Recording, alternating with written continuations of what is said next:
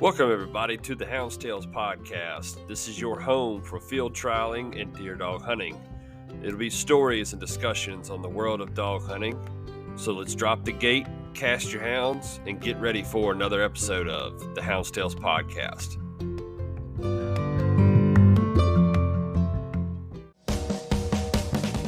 Hunting season is here. Make sure your dog stays energized with Joy High Energy 24/20. This beef formula is made to meet the nutritional needs of the hardest working dogs at a whopping 505 kcals per cup. Joy High Energy is formulated with omega-3 and 6 fatty acids for healthy skin and a great coat.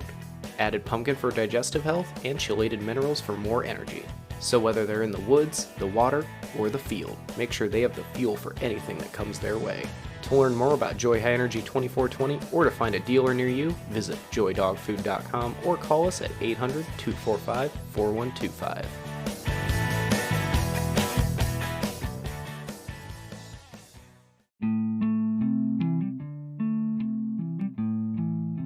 If you're listening to this podcast, you probably have a need for dog supply items such as Garmin products, bark collars, remote trainers, name tags, field trial and hunting dog supplies, supplements and first aid, dog fences, used and refurbished collars, and much, much more. Where can you go to get that? Outdoor Dog Supply. Outdoor Dog Supply is a leader when it comes to Garmin Tritronics trade-in program. They were one of the first Garmin dealers to start accepting Garmin buyback trade-ins toward purchases. Outdoor Dog Supply currently accepts both working and some non-working units.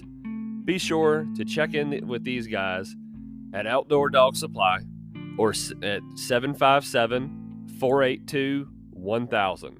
And their hours of operation are from Monday to Friday, 8 a.m. to 6 p.m. And if you're in the Chesapeake area in Virginia, be sure to stop in. Go see these guys in person. Outdoor Dog Supply is the leader in online sales as far as Garmin products go and your hunting dog supply needs. This is where I go to get all my stuff.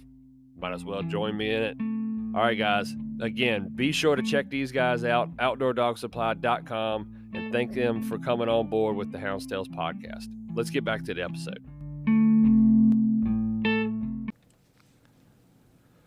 Welcome, everybody, to the Hounds Tales podcast. Tonight, I am joined by a special guest, Mr. Mark Booth. How are you doing tonight, bud?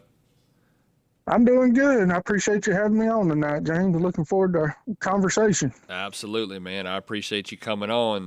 For those that don't know, why don't you kind of introduce yourself, kind of tell us who you are and, kind of why you're here, man. Like James said, my name's Mark Booth. I'm from Lakeland, Georgia, a little small no red light kind of town in South Georgia, close to the Florida line, and I own and publish Southern Hound Hunting Magazine. Just a dedicated magazine to nothing but dog hunting. I love it. Something we've been passionate about forever, and something we're trying to help preserve. Great. Yeah, so we'll definitely get a lot more into the magazine here in just a short bit. But as most of y'all probably heard on one of the more recent episodes, me and Mark have kind of struck a deal up. We're working together now. We both believe in promoting the good and ethical forms of dog hunting and dog hunting as a whole, and I can't wait to see where this relationship, this partnership takes us. And I appreciate you working with us, man. Yeah, I'm excited. It's like me and you talked about. Doesn't matter if podcast, magazine. I don't see any of us as competitors. I see us as partners and doing what we can to keep dog hunting going for the next generation, and it's going to take all of us working together like this to keep it going. That's right. I agree. I pray that my son even gets to. My son's 2 years old. We were just talking about him before we started recording. I hope to God that he's able to experience dog hunting. It's such a scary thing. It seems like each year it gets worse and worse, and it takes people like you, out here trying to promote it and do it in the right way, man, that's going to help keep it alive. So just, before we even get rolling, man, I appreciate everything you're doing for the sport. Well, thank you, and we appreciate the continued support. Absolutely, man. Absolutely. So, how long have you been a houndsman? Has this been something you've been into your whole life, or, when did hound hunting get into your life? My dad had bird dogs when I was born. He had just released his dog box full of bird dogs and they caught him on the CB and caught him just in time to tell him my mom went into labor. And so unfortunately, he had to load the bird dogs up and come to the hospital for me. But by the time I was 1, he'd gotten back into dog hunting. He'd done it. He killed his first deer in front of dogs when he was 16. Wow. And so he'd been doing it a long time. And when I was 1, he'd gotten back into it. So I just turned 40. So I reckon you could say I've been part of the hound hunting world for 39 years now. 39 years, man. Look at that. Yeah. Almost a whole lifer, right? Almost a whole life for it. I've got pictures of me riding, standing up. Of course, this is for a car seat, standing up in the middle of his F-150. I was still short enough to stand between the seat and the roof and riding down the dirt roads, riding with him, getting ahead of a deer. I love it. I love it. That's back when it was, man, I love hearing those kind of stories. You know, my dad had always tells one that, you know, when I was a kid, we were riding and I was in the middle. He had us just a regular, you know, probably like that truck. It was probably a standard cab, you know, just a single cab kind of truck. And I was in the middle, and he had a buddy of his from work sitting on the edge, and it was in the snow, and Dad needed to get turned around real quick, so he just yanked it in reverse and whipped a 180 backwards and put it back in gear and put it in first and kept on digging. My dad's buddy was over there hanging on for dear life. He said he looked down at me, and it was like another day. It just nothing bothered me. Oh yeah, that's how we grew up. That's what we were used to. That's right. That was just trying to get in front of the dogs. You hang on and go. Yeah, I can remember Dad had a slide-in steel dog box, and there was a big enough gap between the back of the dog box and the toolbox my legs could fit in. And I would be riding on the dog box, and this was when I was old enough to have a gun, holding on to the cooler with one hand and the shotgun with the other, and we'd be in the middle of a big buck race, him trying to get ahead of it, and I'm holding on for dear life and loving every second of it. That's awesome. See, it's warm enough down there, y'all can do that kind of thing. You did that up here, you'd be froze. Oh, yeah. We never had to hunt in snow, and I mean, if it gets in the 30s here at night, that's cold for us. We're unfortunate that we don't get any cold weather, really. Yeah. I'm not a cold weather person until hunting season. That first day it can be as cold as it wants to. And then once it's over, I want it to get back warm again. So the cold weather definitely does help. I'm sure it's I've never made it down that way. I had a guy from, I think he said he was around, man, I'm going to hate myself for not getting this right. I want to say he was around Savannah down there. And and he hunts down there, and he actually come up and hunted with me last hunting season. And he was like, man, this is so different from what I'm used to. Oh, yeah. Just the climate change would be something different from us, from what we're used to down here. Yeah, he was trying to get me to bring my dogs down and come down that way for season. I said, man, I don't know if they can take that kind of heat. I got old fat tree stock dogs. I don't know if they can take that. It definitely takes some conditioning, that's for sure. That's right. So you were pretty much born into it then. So I guess your dad's, was probably your biggest influence in the hound hunting stuff. Absolutely. He never turned a day down hauling me. If I wanted to go, I was in the truck, and he rode with me, or I rode with him till I was old enough to drive. And then he started getting a little sick and kind of lost a little bit of interest in it. And about the time I was 32, and so he'd go with me and ride with me then, which he told me I wasn't as good at putting them on bucks as he was me my whole life. But, he hunted with me. He got pancreatic cancer 4 years ago, and he passed away 3 years ago. But right up to then, he was a staunch supporter of me and my hunting, and he was right there with me as much as he could be. Well, darn, I'm sorry to hear that, man. I know that's not easy. Yeah, I appreciate it. But we got good memories, and I'm sitting here at my desk now and got a screensaver of him with a deer on the tailgate. So that's it. I got some good stuff to look back on. That's right. And and I think that's I think that's a big reason probably why me and you both do this. It's not only that, promoting the ethical and the positive light on the sport, but it's also, you get a chance to put stories out there, like what you're talking about with your dad on, right on the back, and the feed in between the dog box and the cooler and that kind of stuff, and me in between my dad and his buddy from work, and you put those kind of stories out there to the public, and it's like, man, for not only can you go back and look at those stories, but it also puts out there that it's more than just going out there and listen to the dogs and listen to them sing and getting in front of a deer. It's all about the family time you get to spend together and the camaraderie amongst friends, and I think it's special that, especially with your magazine, it's all written down in print. There's no chance of that being taken. And you can go back and read those stories and look at those stories and relive it through other people. And I love that, man. Yeah, and that's kind of what inspired me, was all these guys, and you know it just as well because you talk to dog hunters every week. Dog hunters have plenty of stories, and they're good at telling them. Mm-hmm. Whether they're true or not. Exactly. We all going to throw a little bit of a lie in there every now and then. You got to. Right.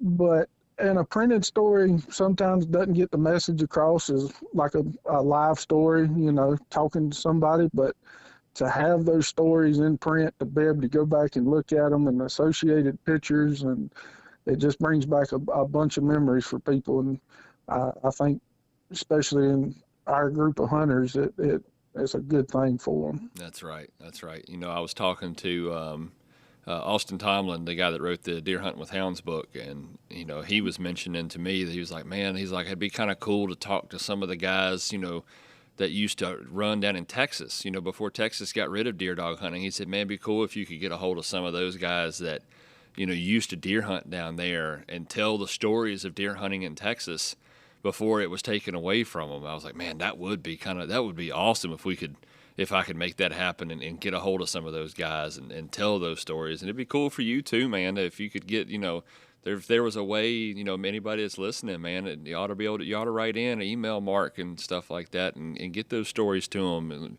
keep those stories alive of how great it was before it was taken away. Maybe that'll inspire everybody that's listening to do our part and keep it alive. Yeah, hearing stories like that, and then how they lost it, and that would just inspire everybody else to fight a little bit harder to keep what they've got. That's it. But I'm like you, man, to talk to somebody that did it years ago where it's no longer legal anymore, just to hear the way they did, especially in a state like Texas. I couldn't imagine running dogs in Texas as wide open as that country is. I would love to hear some of the stories from out there. That's exactly what I was thinking too. I bet those were some screaming chases. Yeah, sure. You'd have to have a fast dog keep up with one out there. That's right. That's right. So, what kind of, it sounds like you do mostly deer hunting. Is that correct? What kind of dog hunting do you do? Yeah, I grew up deer dogs, like I said, and I've still got a kennel full. I've got 10 head of just old line walkers. We call them long-legged walkers. Okay. We hunt a lot of swamps, and we call it the flatwoods down here. Right. A lot of low ground, so we need something a little long-legged. We've got big blocks, something that's going to push him out of there, get him out there as quick as I can. But we've also got a pretty decent bear population down here. We only get 12 days of season in South Georgia. Wow. So I've bear hunted down here. I've been fortunate enough to harvest a few bears down here.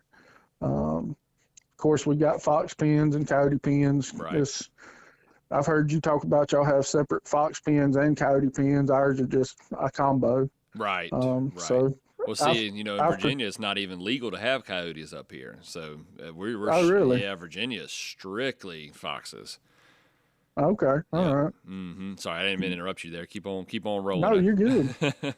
But I've participated. A buddy of mine gave me a couple competition hounds a couple years ago, and I took them to some hunts, and I enjoy that. I go to some of those to cover for the magazine, benefit hunts and youth days, and I really enjoy the competition side, but with everything I've got going on, I just don't have enough time to run everything. So yeah, I gave those back to him, and he runs them pretty hard still. And of course, we got plenty of rabbits. Rabbit hunted, I've coon hunted, and I've got a tree and feist that stays in the house that we squirrel hunt. Very nice.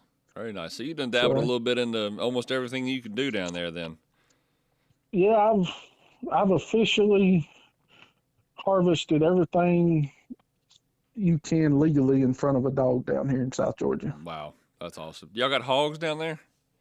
Oh yeah, I forgot hogs. We've got plenty of hogs. I figured you did. I thought that was kind of a big thing down there. Oh yeah, I've never had any hog dogs personally, but I've got plenty of buddies that do. In our hunting club, we've got them, and I've been hog hunting plenty of times with friends. And that was actually my daughter. She's 11 now, but her first harvest with dogs was sticking a pig that the hog dogs had caught when she was 5. No kidding. So now that's something I'd like to go experience. I'd love to be able to go see that. Yeah, it's fun. I mean, you get a good pack of dogs, and some of the guys have, silent dogs on the track. Some have barking dogs, and of course, me, I'd rather hear the race going on a little bit. Right. But when they get him stopped and get him baited up, send the catch dogs in, and it's an experience like nothing else, that's for sure. Oh, I'm sure. I definitely, when in some of these years coming up, I definitely want to come down there and experience that. That's for sure.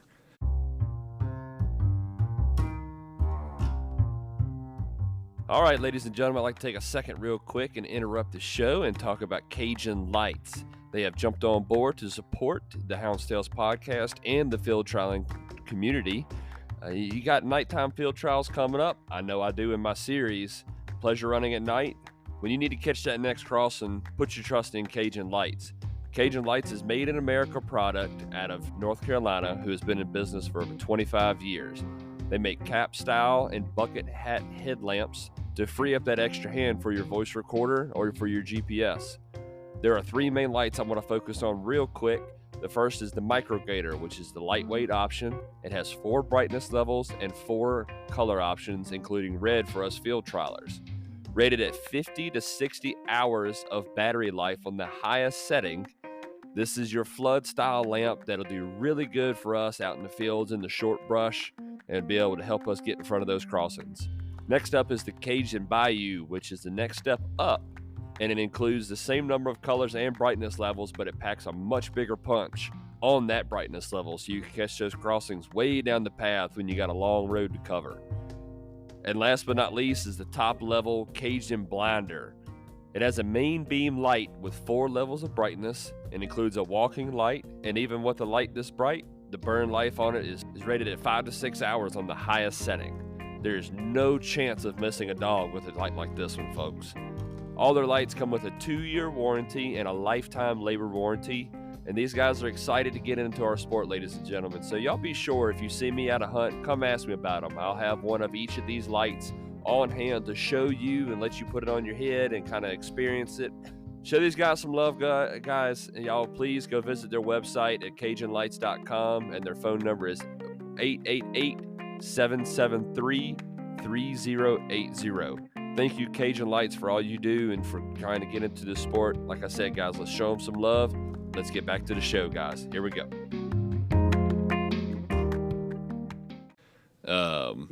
So, I'd like to talk about your deer dogs a little bit more. What I know you said you called them, long-legged dogs, and what do you think? Like, what are you know exactly what they are? Are they just some kind of like family breeding that you've had, passed down the line? I always like hearing the background on deer dogs. What do you know exactly what they are?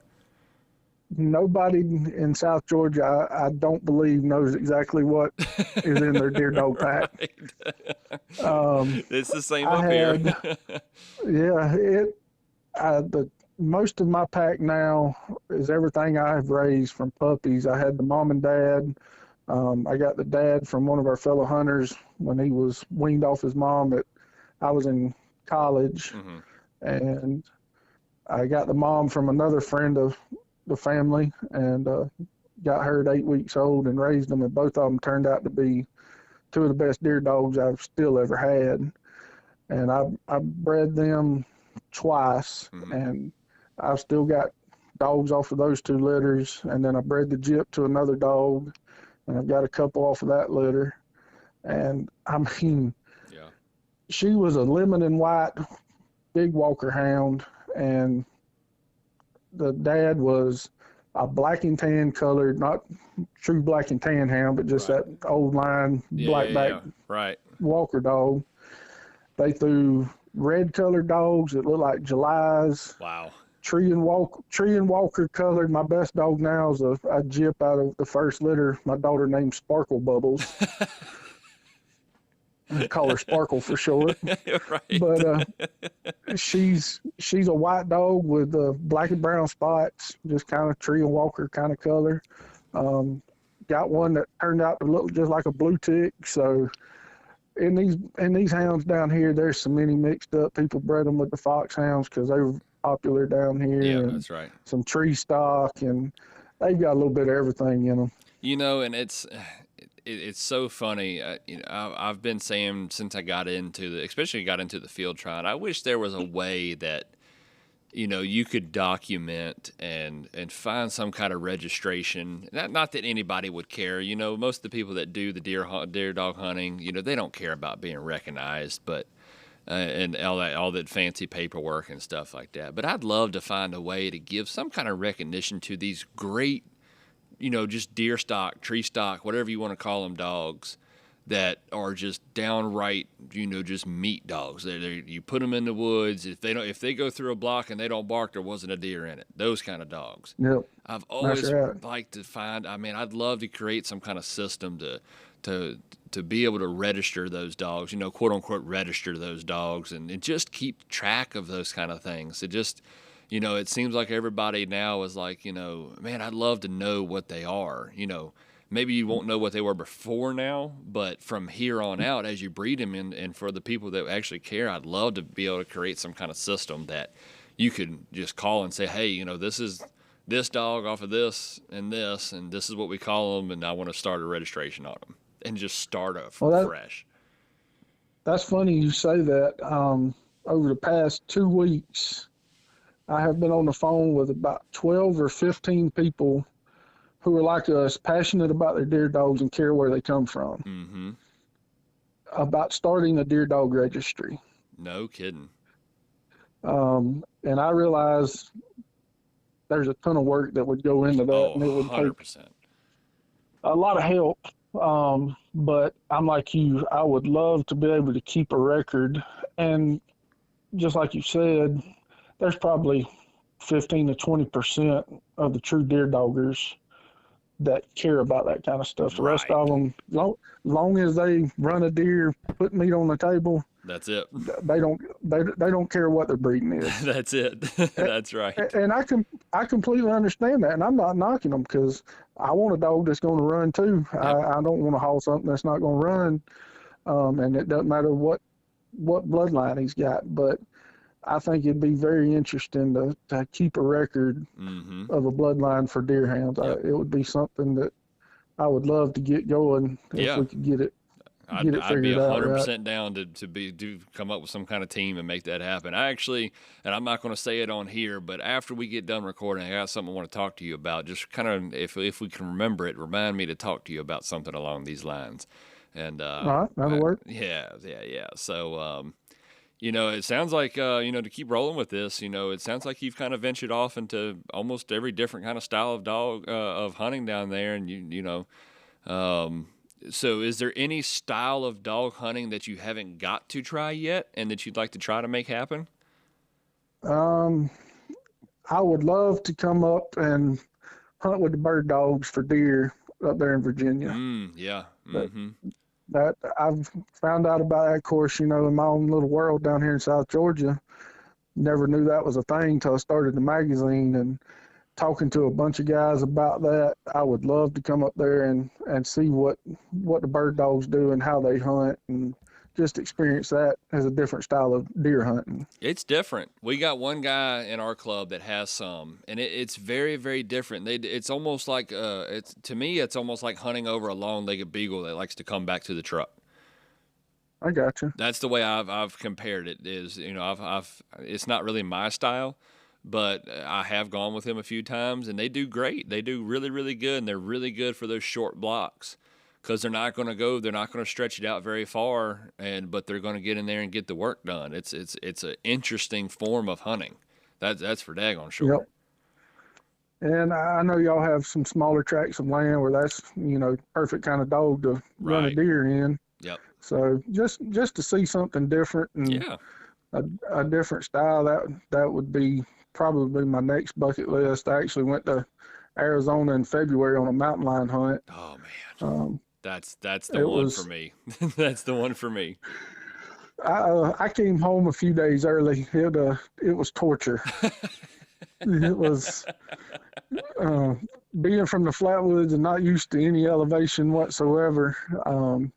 There's no way you can train for the elevation, and I'm a big boy. I lost 55 pounds for this hunt specifically, and been running 2 or 3 miles a night and just getting in shape. And nothing I could do down here prepared me for what I faced out there in the mountains at 9,000 foot of elevation. Right.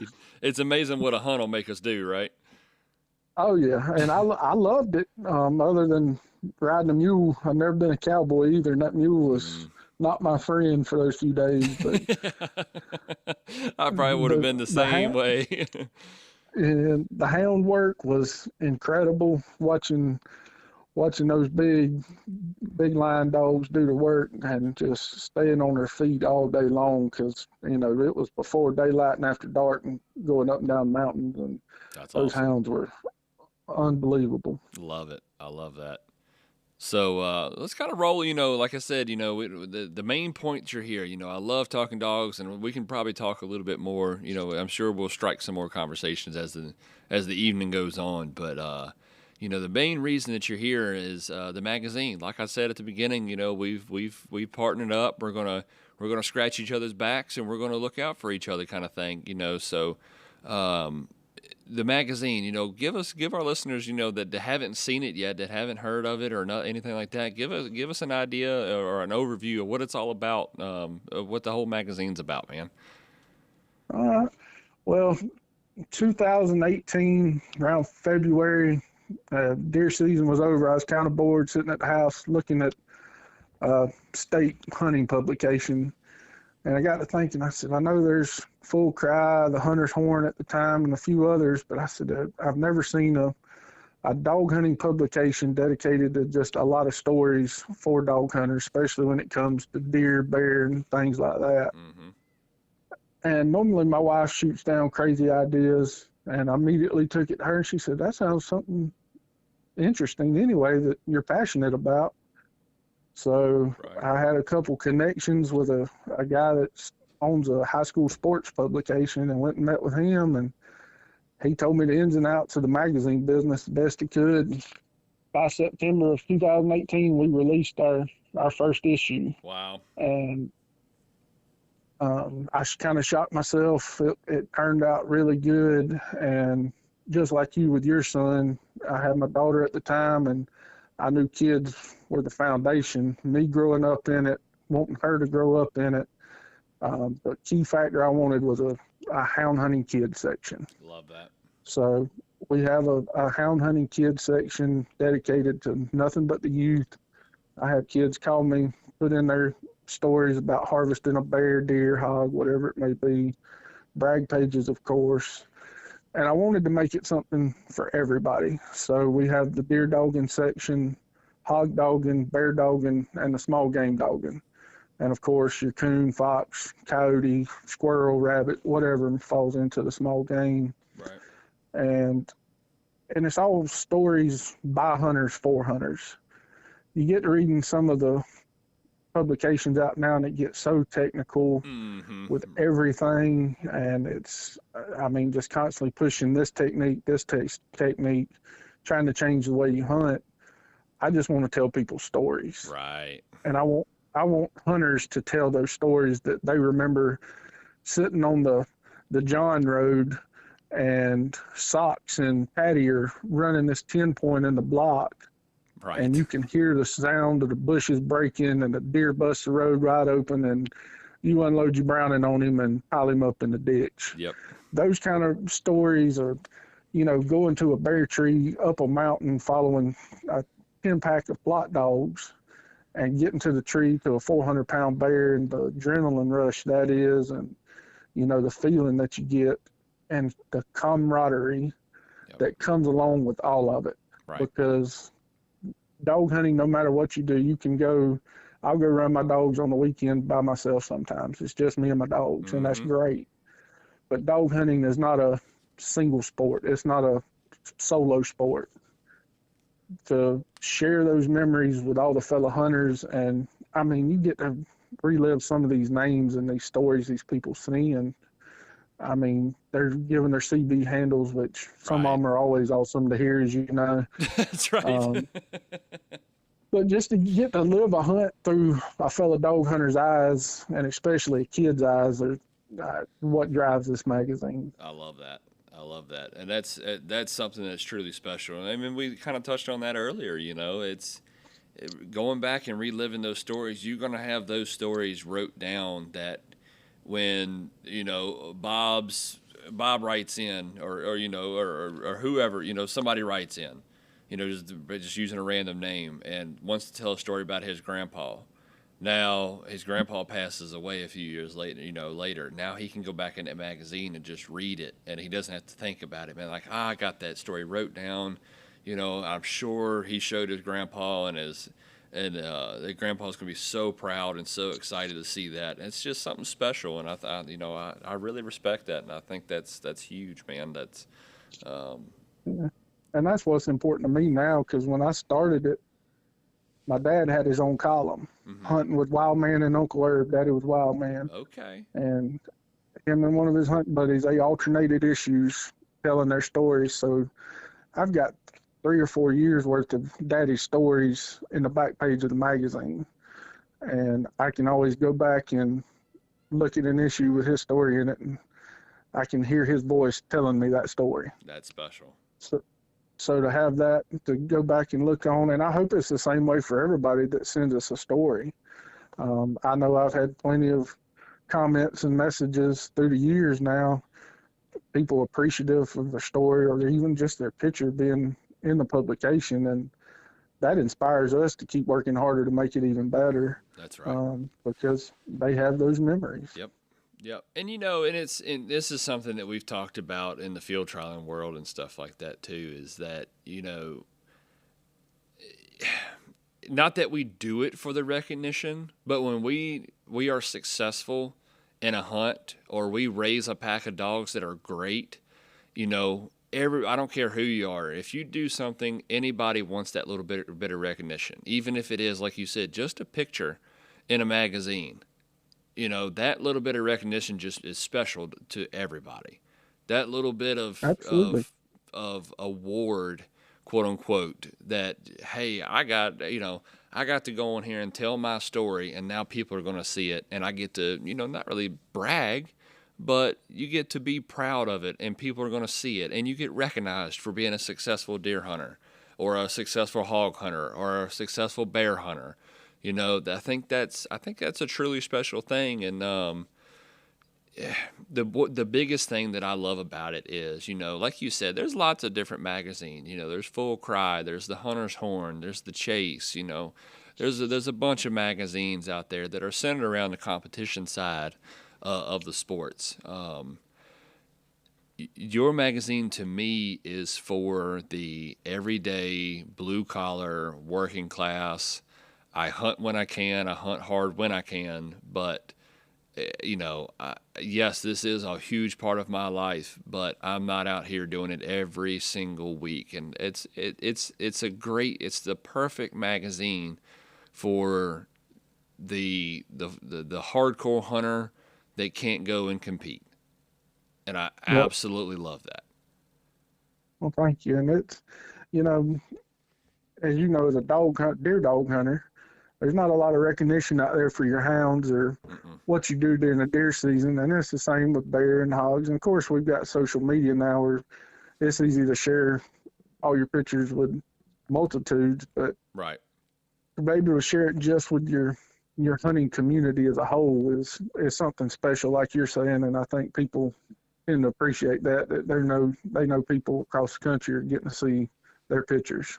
Yeah, yeah. I mean, think about how many times I mean, I don't know what kind of hunting cabin setup y'all have, but it's like when I walk into our hunting cabin, there's pictures hung up on a little cork board, and there's one or two mounts in the hunting cabin, and those stories are going to live on, but nothing's going to be wrote down unless somebody sits down and writes these stories down.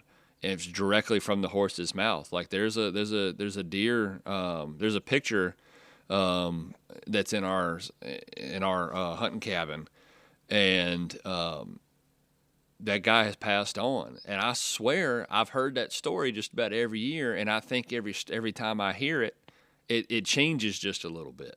Not that there's anything wrong with that, because that's how stories live on. But if you have people writing in, they're going to tell it whether it's a full truth or not. Absolutely. They're going to tell it how they wants to be told from the get-go. And now you're going to be able to relive that story exactly how he or she wanted it to be told for the rest of for the forever and eternity. And I think that's just truly beautiful.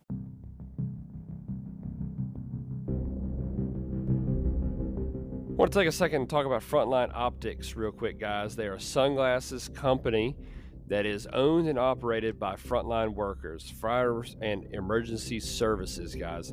They have designed glasses with us in mind, with the frontline workers in mind, people that are out there using your sunglasses every day and don't want to break the bank and have a pair of sunglasses get broke and have to and just be out of that that crazy amount of money. Guys, these are high quality polarized sunglasses that are durable, affordable, and ultimately represent our lifestyle. In addition to that, a portion of all proceeds from the sale of these glasses is donated to First Responders Children's Foundation. It is in support of those children who have lost a parent in the line of duty. How cool is that, guys? So, guys, check these guys out, frontlineoptics.com. Go to their website, and when you go to checkout, be sure to type in the promo code HoundsTales. That's TALES while you check out, and you'll receive 15% off your first purchase. Also, these guys have a first-time replacement, no questions asked program. Be sure to check that out, guys. These guys are awesome. I can't thank them enough for jumping on board. And we'll get back to the show. Well, thank you. Yes, sir. That's what we're striving to provide for everybody. Just stories they can relate to, and something they've lived their life, and maybe inspire them to, keep doing it. Yeah, that's great, man. That's great. And like you said, it was 2018, so you're 6 years into this thing, almost 6 years. What how has the growth rate been? It seems to me it's, just watching and following, I remember it coming up on Facebook probably about the time y'all got started, or either were getting ready to get started. I'd have to go back and look, and I think I may have missed maybe 1 year, probably around when my little man was born, that I didn't, I just let it slip and didn't subscribe. But I think for the most part, I've been a subscriber probably since the beginning. And it seems like y'all's growth rate has been just phenomenal. How has it been looking here lately? Well, to be honest with you, when I started it, I thought I would cover South Georgia and North Florida and just be kind of a local publication. Mm-hmm. Never assumed it would take off like it did, and I'm very thankful it has, but went from those 2 states to shipping magazines to 41 states and 4 countries now. Wow. Sales at the magazine are great. We've got people, I think our renewal rate's at 92% right now. That's awesome. So the renewal rate's what's important to me. Is that means we're doing something right, and people are coming back saying, well, it's a good product, we want it again. That's right. But every issue, every Facebook post, of course, it grows more and more to way beyond what I ever thought it would.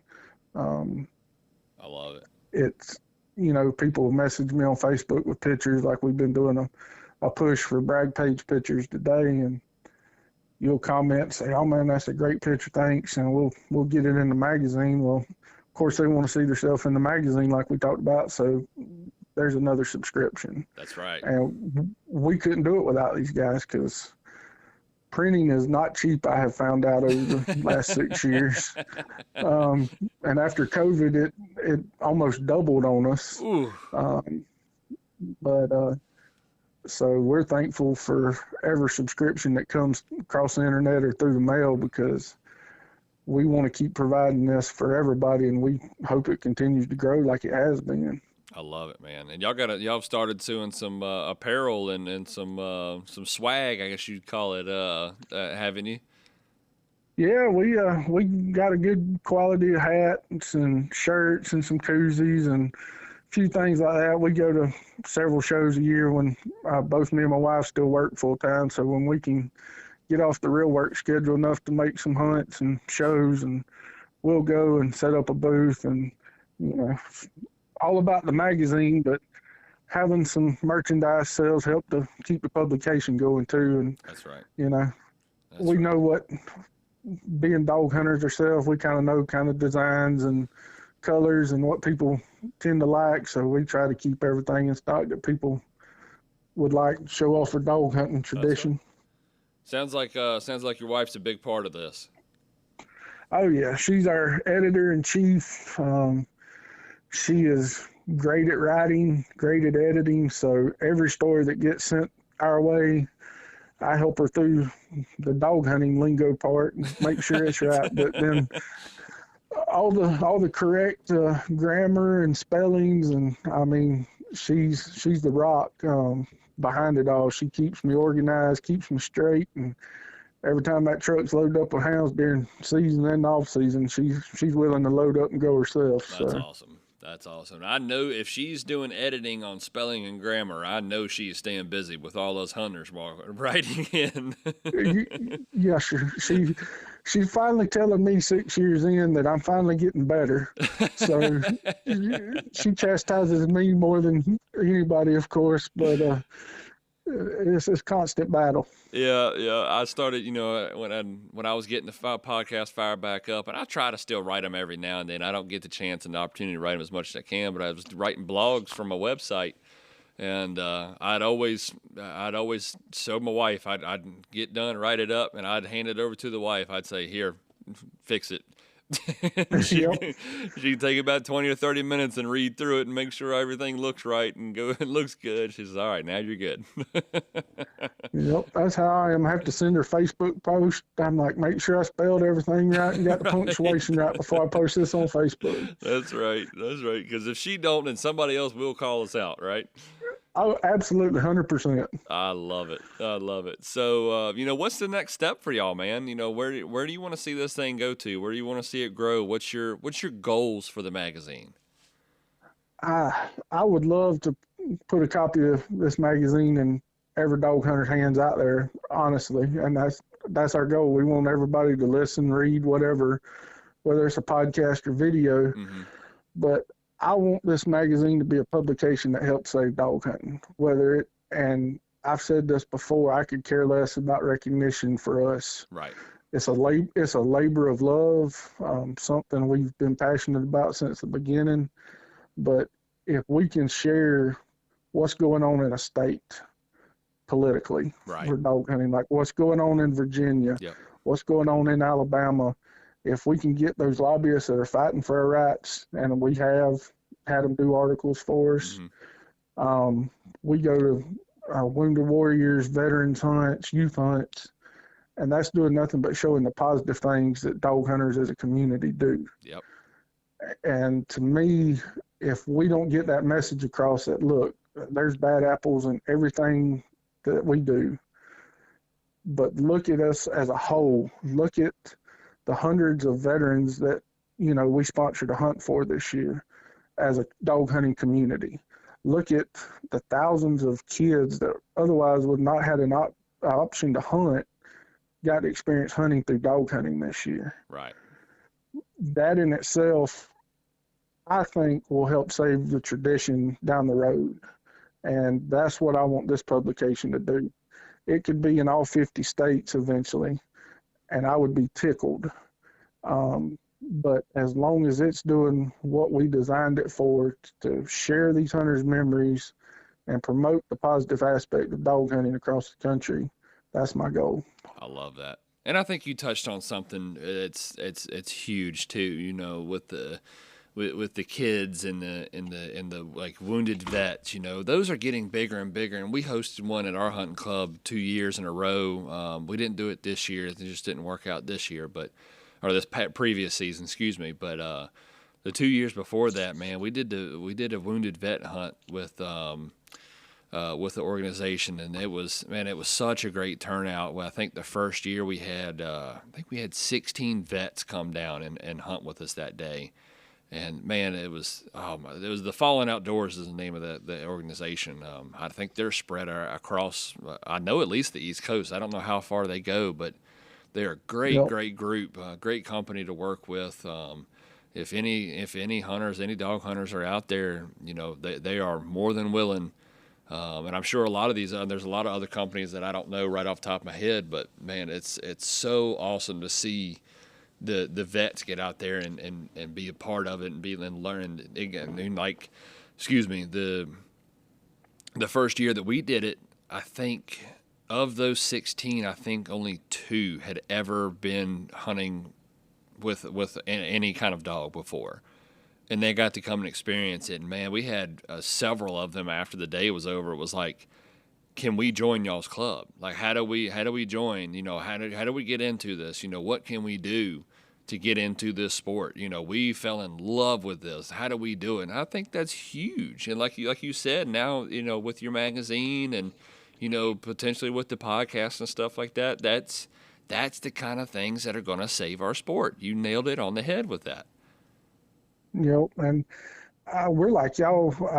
I've been to Florida with the North Central Florida Dog Hunters Association 4 or 5 years in a row now. Mm-hmm. They saw the first article I did on a wounded warriors, wounded veterans hunt, and it was with the Fallen Outdoors up in Virginia. Yeah. And that inspired this organization in Florida to host their own. So they're working on year 6 now of hosting vets every year. Love it. So we go down there, and I ride with the guys down there and a couple of the vets all weekend, and just to see the smiles on their face, them getting to kill a deer maybe for the very first time or shoot at a deer, and they have loved every second of it. There's not been one sad face. Nobody saying, man, I wish I wouldn't have come to this. And I've heard those guys say, man, we've got to get picked to come back next year. This is a blast. Right. Right. I know the first year we did, there was so much interest in it that they had to raffle off the spots to be able to come down. Oh, wow. They had to raffle off the spots because they didn't have enough, like of their officers. I think there was some kind of, you know, stipulation guideline. It was only so many hunters per officer of the organization or whatever, some kind of stipulation that they had, but it was a limited number of guys that they could bring down, and they had to actually do a raffle to be able to get those guys to come down because there was so much interest in it. Well, that's great that there's that much interest in people wanting to participate in it. Yep. Ain't it a shame that, that's what you people want to take it away from us? Yeah, and that's what blows my mind when you hear about the battles every day, no matter what state you're in, is people are fighting to take this away, and they just don't realize the good that we do as a whole. It hurts my feelings, and I get messages all the time, hey, can you help us out in this? Can you help us out with that? And I wish I could pour my heart and soul into every second of it and fight every state I could, which none of us can do that. Right. But all of us have to come together and do our part. And It doesn't matter. And I said this in a Facebook post last week. I got on my soapbox a little bit, got my feelings about this. And right. It doesn't matter if you hunt squirrels with feist or curs or whether you run bears with plots. You've got to support each other. That's right. And I've always said it, we're the lowest rung on the ladder when it comes to hunters. Yep. And we've just got to keep fighting together and if you see a fox hunter that's in trouble for losing a pen like they did in Florida, Mm-hmm. you got to throw your support at them, whether you run fox or you run deer. It That's doesn't right. matter. That's right. I agree 110%. And you brought up a good point, and I feel like this is something, and this is not a I don't know what you call it, but I get messages just like you talk about, hey, we got this going on, can you help? Or, I get a lot of questions about donating the hunts and stuff like that. But you touched on it earlier. We both work full time.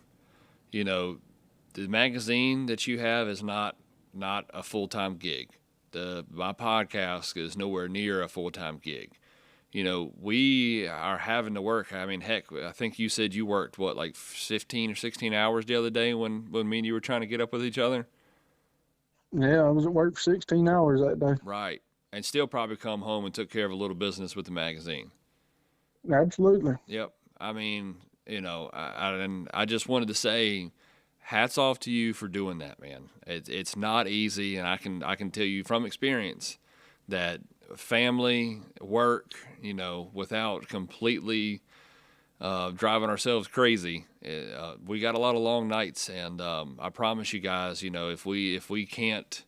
if there is something that we want to do and just can't make 100% happen, it's not because we don't want to. It's just because our time is stretched in. And don't let me speak for you, but you chime in if I'm telling anything wrong here. But I felt like people should know that as much as we want to, we do work full-time jobs, and we are trying everything that we can to make things work. But I just I felt like I should give you the appreciation while I got you on here, that to just thank you for doing everything that you're doing and working a full-time job. Well, I appreciate that, and you understand. You're speaking from experience that, especially with a young son and a young daughter on our end and full-time jobs, then you want to do the best you can, but you still got to have those family days where you're devoting everything to the family.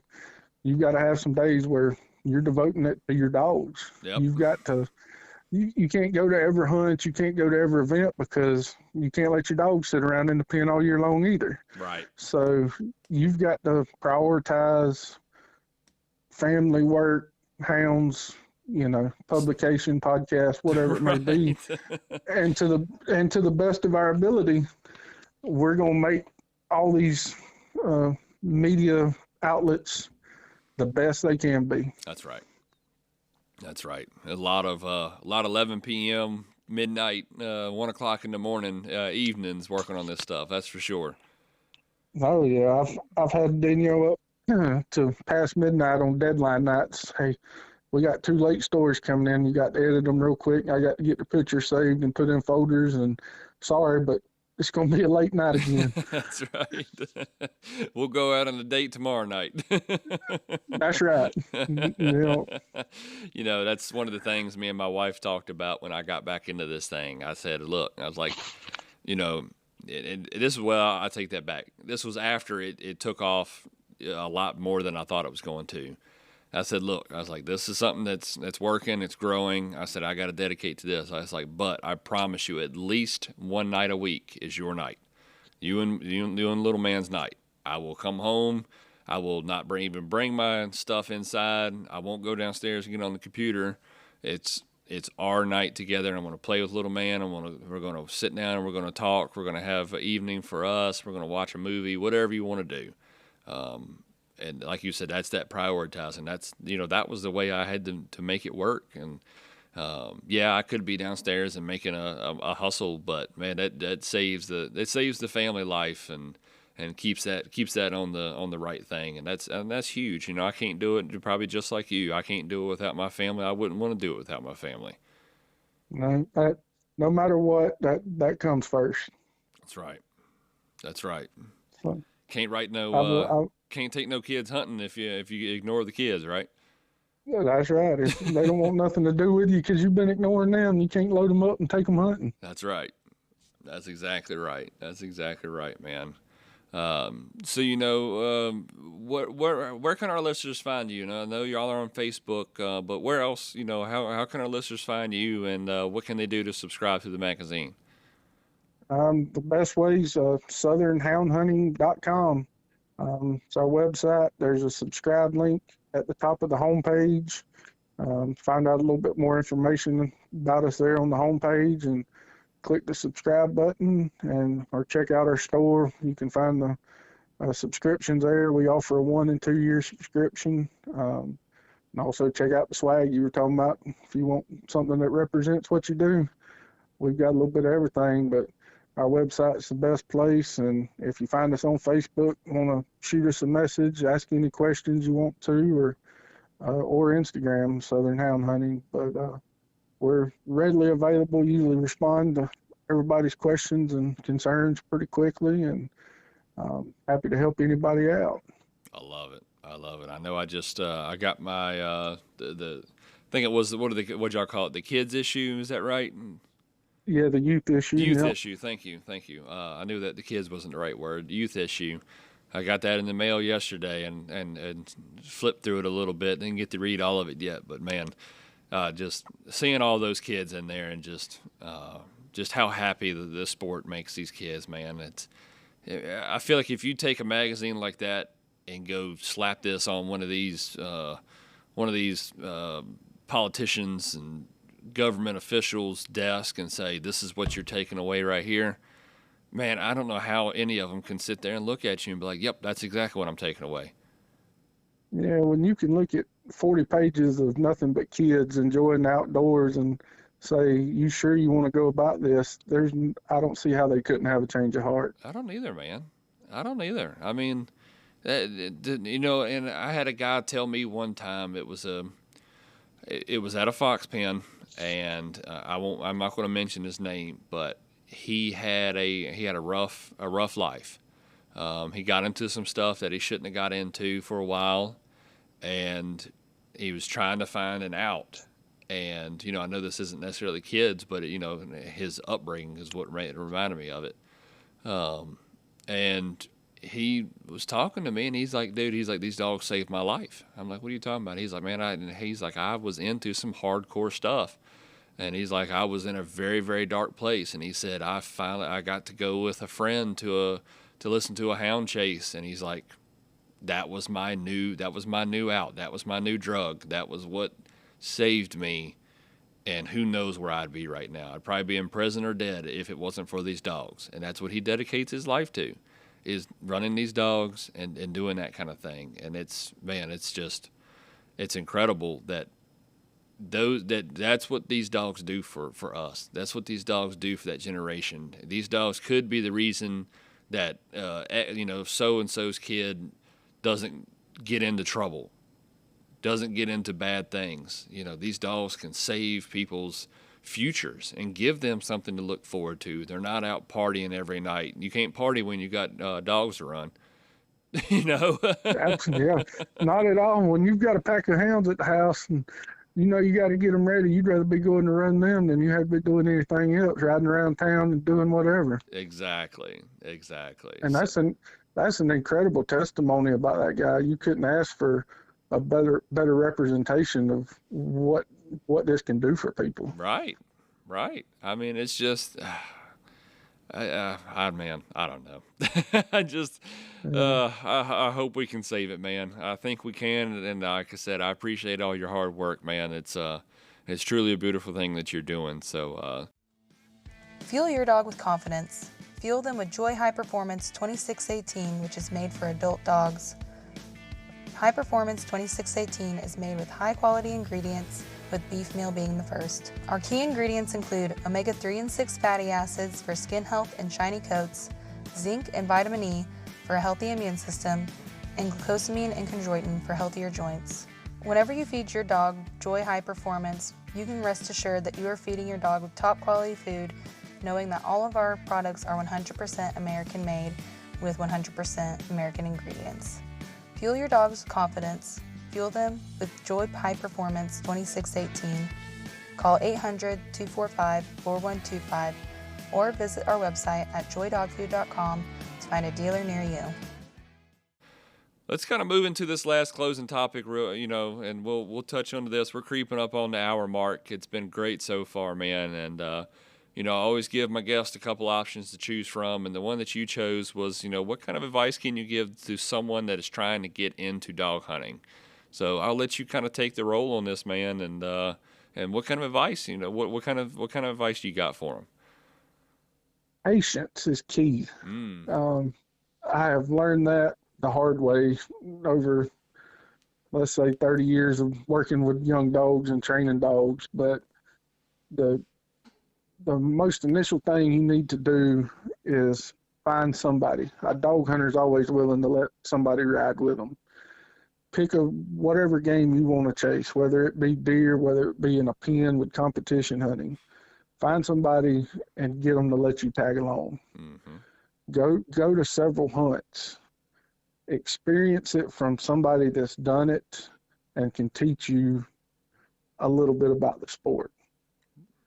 And when you get ready for that point, get your dogs, and most of the time a dog hunter is going to be willing to help you get a pack of dogs going, whether it be young dogs, experienced dogs.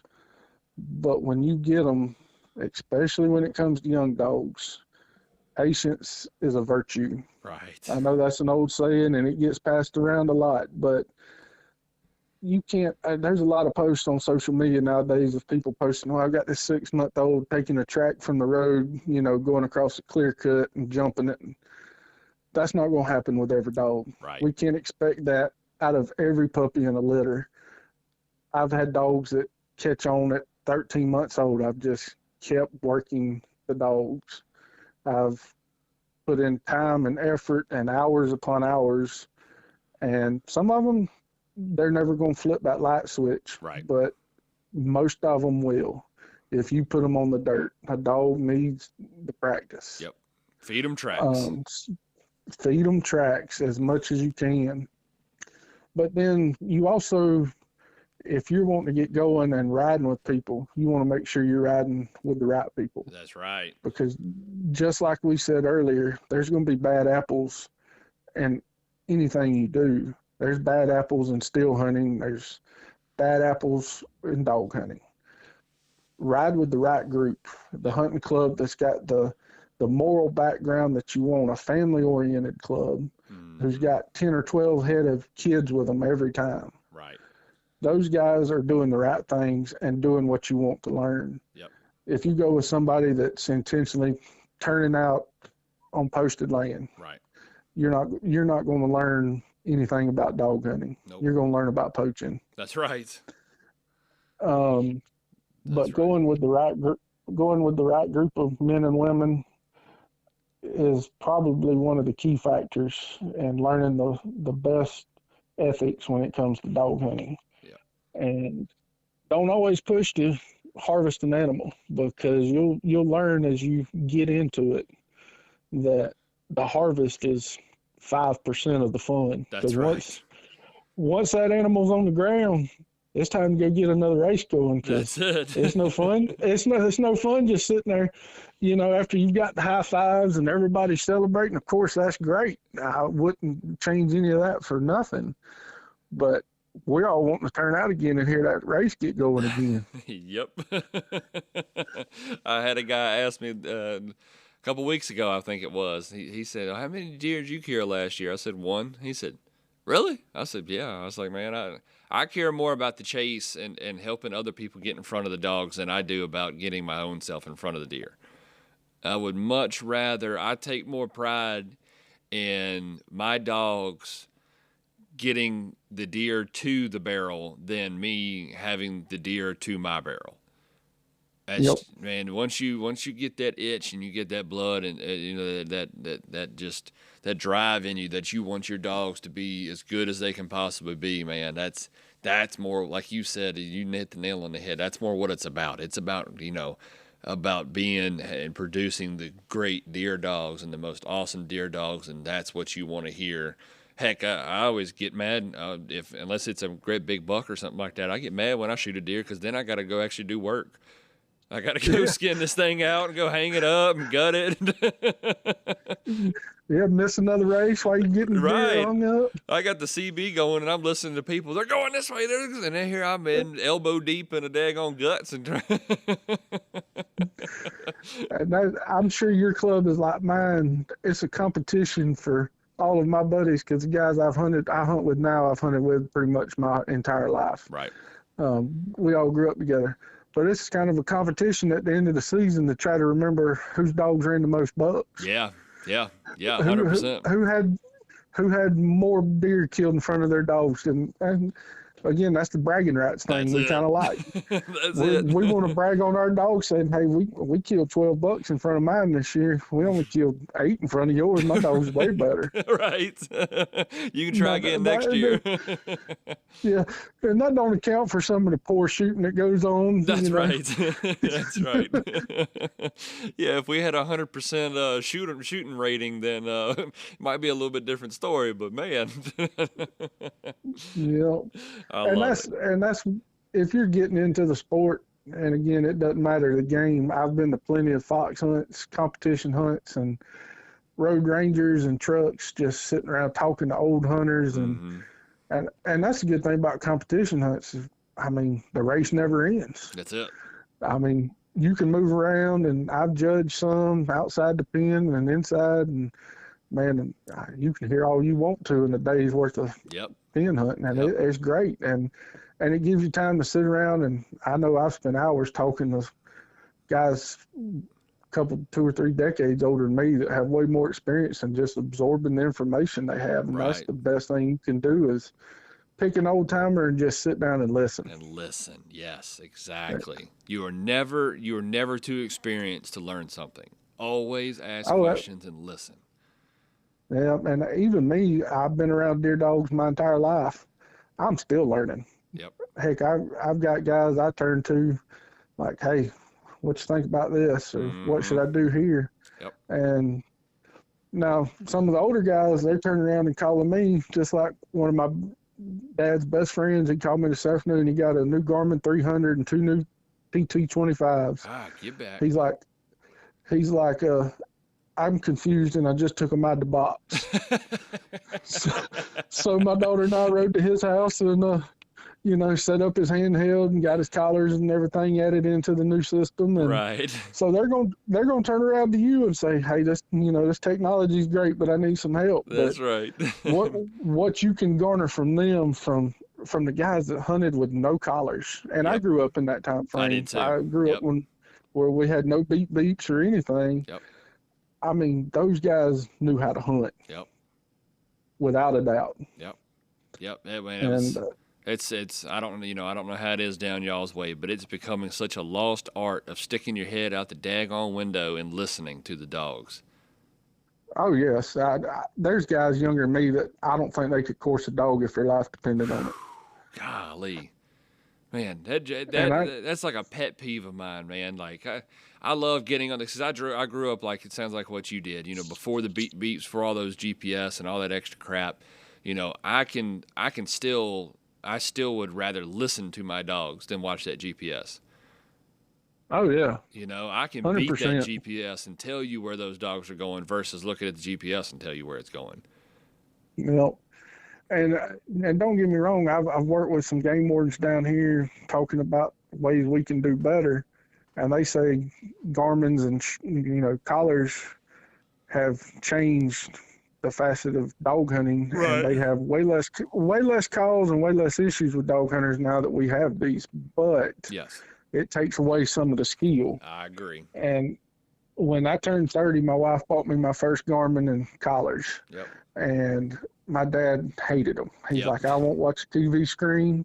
He said, I refuse. And the first day we had dogs out with the collars on, I was watching the screen. I said, Daddy, how far is that dog out there? He said, about 450 yards. And I looked at the screen, 445 yards. Wow. I said, all right, you're probably better than the GPS anyway. But and he could course a dog like nobody. That's what the guy I was out there with this afternoon. He's like, your daddy could stick his ear out the truck and he could tell you where that deer was going and didn't even have to get out. Yep. He said, I had never seen anybody that could course a dog that good. Yep. And I miss that. I can too, still man. try to course them, and I force myself to put a handheld down. Yep.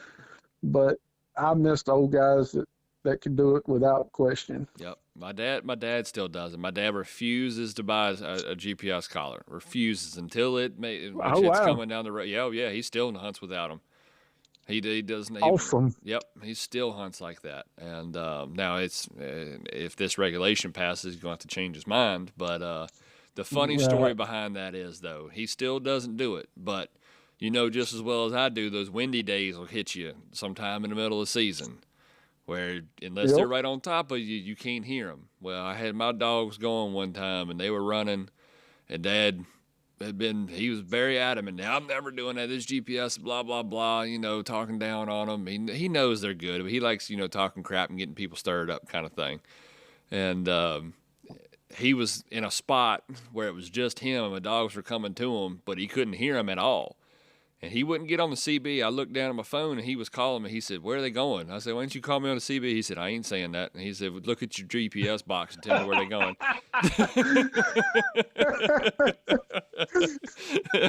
He wasn't going to admit to that out loud. But he did not want somebody to know that he had to look at that, get that GPS signal and tell him where his dogs are going.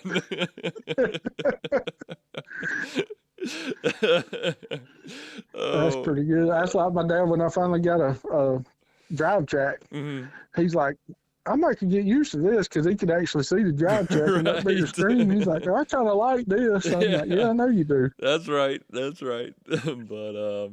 well, man, this has been awesome. I've thoroughly enjoyed this, and I really do appreciate you coming on here again, man. Is there any last minute shout outs that you'd like to give, or any kind of recognition you want to give out before we end this thing? I just want to thank everybody that supports us. I mean, from the get-go, there's been nothing but support from the dog hunt community for us. And, I mean, there's so many people I could thank. I don't want to leave anybody out and name a few. But, I mean, we couldn't do this without y'all. We wouldn't be here anymore. So just keep sending your pictures and your stories to us, and we'll keep printing them and trying to do what we can to save dog hunting for the future. I love it, man. I love it. I certainly appreciate everything you're doing, man. I know it's hard work. Keep up the hustle, man, and I appreciate you teaming up with the podcast, and I thoroughly enjoyed this conversation with you, bud. Me too, James. I appreciate you having me on. I look forward to working with you in the future, see what we can do together. Yes, sir. Absolutely. So everybody out there, be sure, southernhoundhunting.com. Make sure you subscribe. Go ahead and get that 2-year package. Don't skip out on me. Go ahead and get that 2-year and get it set. That way you ain't got to worry about it for a little while. And make sure you support these guys. Support the guys that are trying to save it for us, guys. And thank y'all so much for listening. Make sure to hit that like and subscribe button. And everybody out there, like always, happy hunting.